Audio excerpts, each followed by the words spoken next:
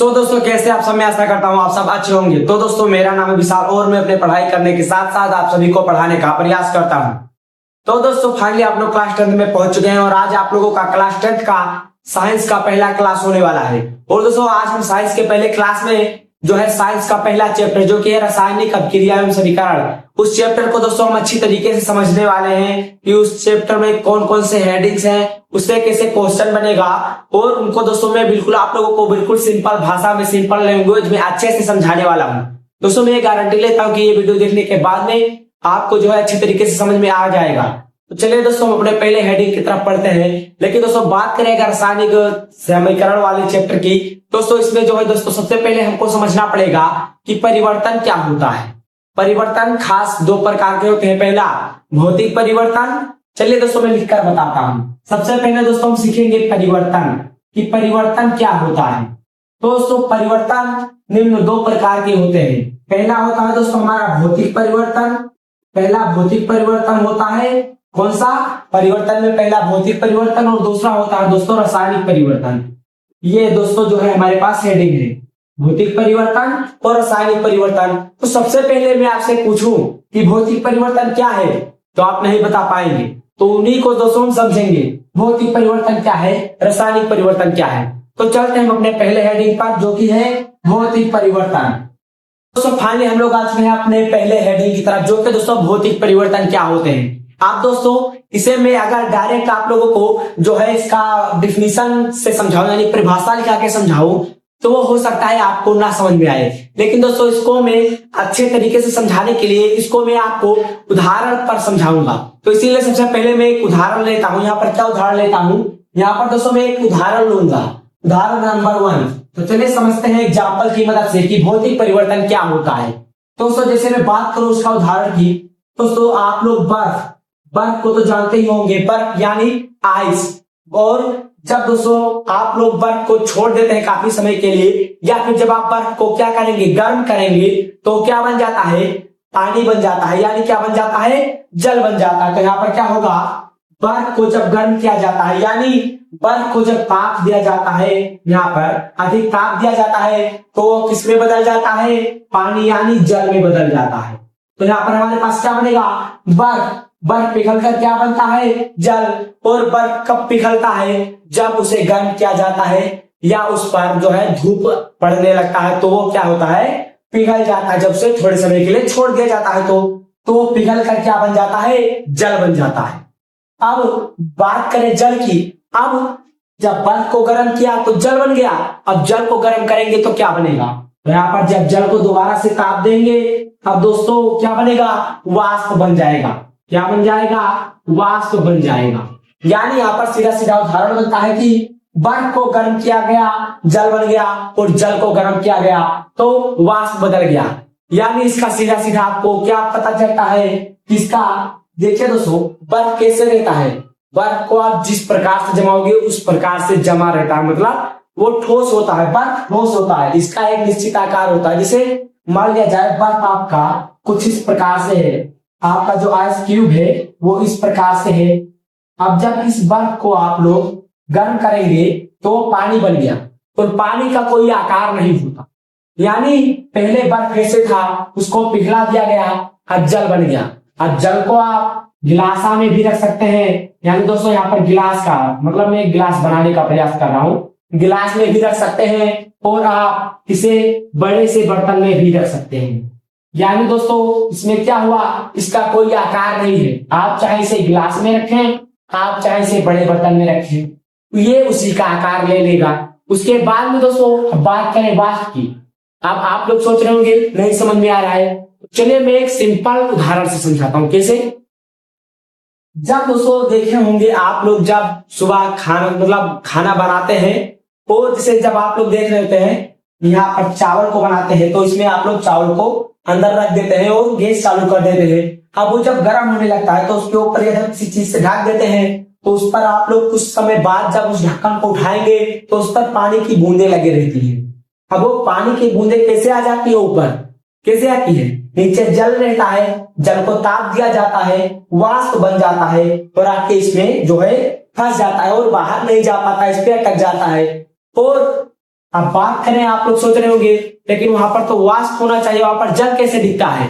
तो पुनः जब हम वाष्प को यहाँ पर हम क्या करेंगे, ठंडा कर देंगे तो हमारे पास क्या बन जाएगा, जल बन जाएगा। यानी जब हम जल को गर्म करेंगे यानी ताप देंगे तो वाष्प में बदल जाएगा, और वाष्प को जब ठंडा करेंगे तो क्या बनेगा, जल बन जाएगा। उसी प्रकार से यहाँ पर जो है बर्तन के ऊपर बूंदे आ जाती है, जाता है तो वहां पर जब ठंडा होने लगता है वाष्प तो वो धीरे धीरे पानी बनने लगता है, और वही पानी हमारा जो है ऊपर उस पर दिखता है बर्तन पर। उसके आगे है, जब जल को हम ठंडा करेंगे यानी फ्रिज में डाल देंगे तो क्या बन जाएगा, बर्फ बन जाएगा। यानी हमारे पास भौतिक परिवर्तन का मतलब क्या हुआ, इसका मतलब हुआ यहाँ पर कि यहाँ पर आप लोग देख रहे हैं इसके आकार में क्या हुआ, परिवर्तन हो गया, इसकी अवस्था भी बदल गई और इसका रूप भी बदल गया।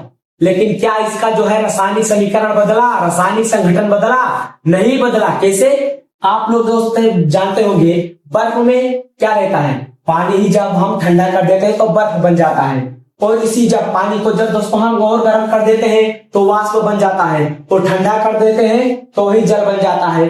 यानी उसका जो है रूप बदल जाता है, अवस्था बदल जाता है, आकार बदल जाता है। लेकिन इसमें भी ऑक्सीजन था और हाइड्रोजन था, और इसमें भी वही है। यानी उसका रासायनिक संघटन नहीं बदलता है, केवल रूप, आकार, अवस्था बदलता है, तो उसे हम भौतिक परिवर्तन कहते हैं। यानी इसका जो है परिभाषा कैसे बनेगा, तो इसका परिभाषा बनेगा जब किसी पदार्थ का आकार, अवस्था या रूप में परिवर्तन हो जाता है तो उसे भौतिक परिवर्तन कहते हैं, लेकिन उसका रासायनिक संघटन नहीं बदलता है। उसी प्रकार से इसका जो है डिफिनीशन। अब चलिए हम इसका आपको डिफिनीशन लिख के अच्छे से बताते हैं। तो दोस्तों अब चलिए हम इसका क्या समझेंगे, परिभाषा समझेंगे। इसको आपको जो है परिभाषित कैसे करना है, यानी जैसे आपसे कोई उदाहरण तो पूछेगा नहीं, कोई भी पूछेगा आपसे सीधे भौतिक परिवर्तन क्या है, तो आप क्या जवाब देंगे, आप यही जवाब देंगे। क्या देंगे? जिस परिवर्तन में पदार्थ का केवल आकार, रूप, अवस्था बदलता है लेकिन रासायनिक संगठन नहीं बदलता है तो क्या कहलाता है, भौतिक परिवर्तन कहलाता है। यानी यहाँ पर हमारा परिभाषा क्या बना कि जिस परिवर्तन में पदार्थ का केवल आकार, रूप, अवस्था बदलता है लेकिन रासायनिक संगठन नहीं बदलता है वह भौतिक परिवर्तन कहलाता है। ये हमारा क्या बना, परिभाषा बन गया।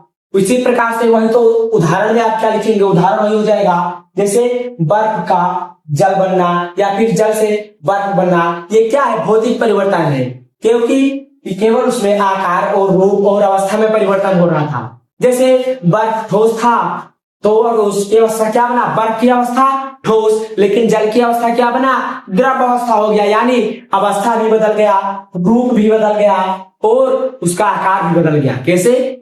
जैसे बर्फ ठोस था, इस प्रकार से था, आइस क्यूब था, और जब वो जल बना तो आप उसे किसी भी बर्तन में रखेंगे वह वही आकार ले लेगा। लेकिन बर्फ ठोस होता है, आप उसे किसी भी बर्तन में डाल देंगे उसका आकार जैसा है वैसा रहेगा, जब तक वह पिघल कर पानी नहीं बन जाएगा तब तक। तो इसी प्रकार से ये हमारा था भौतिक परिवर्तन। अच्छे से आप लोग समझ गए होंगे। समझ गए हैं तो वीडियो को लाइक ठोक दीजिए, चैनल को सब्सक्राइब मार दीजिए। तो हमारा भौतिक परिवर्तन क्या है, जिस परिवर्तन में केवल पदार्थ का आकार, रूप, अवस्था बदलती है लेकिन रासायनिक संगठन नहीं बदलता है, भौतिक परिवर्तन कहलाता है। अब ये तो था भौतिक परिवर्तन। अब रासायनिक परिवर्तन क्या है? जैसे मैं आपसे पूछ लूं, जैसे मैंने कहा बर्फ से जल बनना, ये तो भौतिक परिवर्तन है। लेकिन मैं अगर आपसे पूछ लूं कि दूध से दही बनना, मैं आपसे पूछ रहा हूं दूध से दही बनना, यह कैसा परिवर्तन है? दूध से दही बनना ये कैसा परिवर्तन है?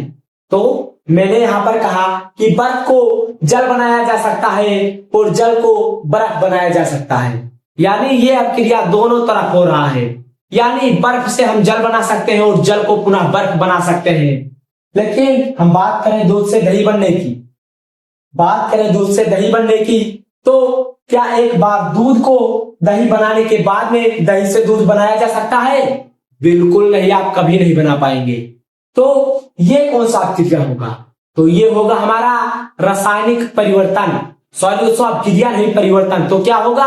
रासायनिक परिवर्तन होगा। एक बार दोबारा समझा देता हूं, जैसे दूध से दही बनना, ये कैसा परिवर्तन है? तो ये कैसा परिवर्तन है? रासायनिक परिवर्तन है, क्योंकि दूध से दही बनाने के बाद में दही से पुनः दूध बनाया नहीं जा सकता। तो अब चलिए हम समझते हैं कि रासायनिक परिवर्तन क्या होता है। मुझे उम्मीद है कि आपको भौतिक परिवर्तन समझ में आ गया होगा। अब समझेंगे रासायनिक परिवर्तन। तो दोस्तों हम लोग आ चुके हैं अपने अगले हेडिंग की तरफ, जो कि है दोस्तों रासायनिक परिवर्तन। अब रासायनिक परिवर्तन क्या है? तो मैंने बताया, पहला उदाहरण क्या बताया आपको? अभी बताया। क्या बताया? दूध से दही बनना। दूध से दही बनना, यहां पर मैंने पहला उदाहरण लिया, दूध से दही बनना। अब दोस्तों दूध को दही बनाने के बाद में दही से दूध नहीं बनाया जा सकता। कि बनाया जा सकता है? नहीं बनाया जा सकता। तो इसका जो है परिभाषा आप कैसे लिखेंगे, पहले आप उदाहरण से समझ लीजिए। जैसे दूध से दही बनना, लकड़ी का जलना। दूसरा हमारे पास उदाहरण है लकड़ी का जलना। क्या बनेगा? लकड़ी का जलना। क्या जब आप एक बार लकड़ी को जला देंगे तो क्या पुनः राख से लकड़ी को बना सकते हैं? क्या बना सकते हैं बताइए? नहीं बना सकते ना। तो यानी यहाँ पर कौन सा परिवर्तन होगा? जो है रासायनिक परिवर्तन होगा। यहाँ पर क्या बनेगा? रासायनिक परिवर्तन बनेगा, क्योंकि वहां पर बर्फ से जल और जल से बर्फ बन रहा था, यानी यह क्रिया दोनों तरफ हो रहा था। लेकिन यहाँ पर एक बार लकड़ी को आप जला देंगे तो राख से आप दोबारा लकड़ी नहीं बना सकते। एक बार जब आप दूध को दही बना देंगे तो दही से दूध नहीं बना सकते। उसके बाद में और बहुत सारे उदाहरण हैं, जैसे जंग का लगना, लोहे में जंग लगना, वही जंग का लगना। आप लोग जानते होंगे जब कोई भी लोहे का वस्तु होता है उसे आप नमी में फेंक दीजिए, आप लोग देखेंगे कि कुछ समय बाद वो उस पर जो है जंग लग जाएगा, यानी जंग का लगना। हमारे पास तीसरा उदाहरण ये बन गया। तो क्या लकड़ी को जलाने के बाद में दोबारा लकड़ी बनाया जा सकता है? नहीं। तो इसका परिभाषा कैसे बनेगा? इसका परिभाषा बनेगा कि, तो दोस्तों अब आपको रासायनिक परिवर्तन का परिभाषा कैसे लिखना है चलिए ये बता दूं। तो यहाँ पर कैसे बनेगा इसका? जिस परिवर्तन में पदार्थ का रासायनिक संगठन बदल जाता है। वहां पर रासायनिक संगठन नहीं बदल रहा था, लेकिन यहाँ पर उल्टा हो रहा है, बदल रहा है। तो क्या बना परिभाषा? जिस परिवर्तन में पदार्थ का रासायनिक संगठन बदल जाता है और नया पदार्थ बनता है, यानी एक नया पदार्थ बन जाता है, उसे रासायनिक परिवर्तन कहते हैं। अब नया पदार्थ कैसे बन जाता है ये बता दूं। जैसे दूध से दही बन गया, तो दही क्या है? नया पदार्थ है। उसके बाद में लकड़ी को जब हमने जला दिया तो क्या बन गया? राख बन गया। राख क्या है? एक नया पदार्थ ही है। तो कैसे बनेगा इसका जो है उदाहरण? जैसे दूध से दही बनना, वो तो उदाहरण हो गया। तो इसका परिभाषा है जिस परिवर्तन में पदार्थ का रासायनिक संगठन बदल जाता है और नया पदार्थ बनता है, इसे रासायनिक परिवर्तन कहते हैं। यानी जब आप लकड़ी को जला देंगे वो जल जाएगा तो राख बन जाएगा। अब राख से लकड़ी नहीं बनाया जा सकता, यानी वह नया पदार्थ बन गया। लेकिन जब हम जल को मतलब जो है बर्फ को जल बना रहे थे, तो क्या जल और बर्फ अलग अलग होता है? उसका ना तो टेस्ट बदलेगा, उसका केवल आकार बदलेगा, रूप बदलेगा, अवस्था बदलेगा, रासायनिक संगठन तो वही रहेगा ना। मतलब वो भी पानी है और बर्फ भी पानी था। समझ गए आप लोग? बर्फ भी पानी ही है और वाष्प में भी क्या है? पानी ही है। जैसे पानी का सूत्र होता है H2O, पानी का सूत्र होता है H2O, तो बर्फ भी H2O ही था और वाष्प भी H2O ही है। यानी उसका रासायनिक संगठन नहीं बदल रहा था, लेकिन यहाँ पर रासायनिक संगठन जो है उसमें परिवर्तन हो रहा है। तो ये कैसा परिवर्तन है? रासायनिक परिवर्तन है। अब दोस्तों मुझे आशा है कि आप लोगों को भौतिक परिवर्तन और रासायनिक परिवर्तन अच्छे से समझ में आ गया होगा। अब दोस्तों बचता है रासायनिक अभिक्रिया और रासायनिक समीकरण। ये दो हेडिंग दोस्तों जो है इसके आगे मैं पढ़ाने वाला हूं। तो वो दोनों हेडिंग दोस्तों मैं पढ़ाऊंगा कल वाले वीडियो में, यानी इसके बाद जो वीडियो आएगा उसमें मैं पढ़ाऊंगा रासायनिक अपक्रिया, रासायनिक समीकरण और रासायनिक समीकरण लिखते कैसे हैं। यानी इसके आगे जो हेडिंग बच गए हैं उन्हें हम अपने अगले वीडियो में कवर करेंगे।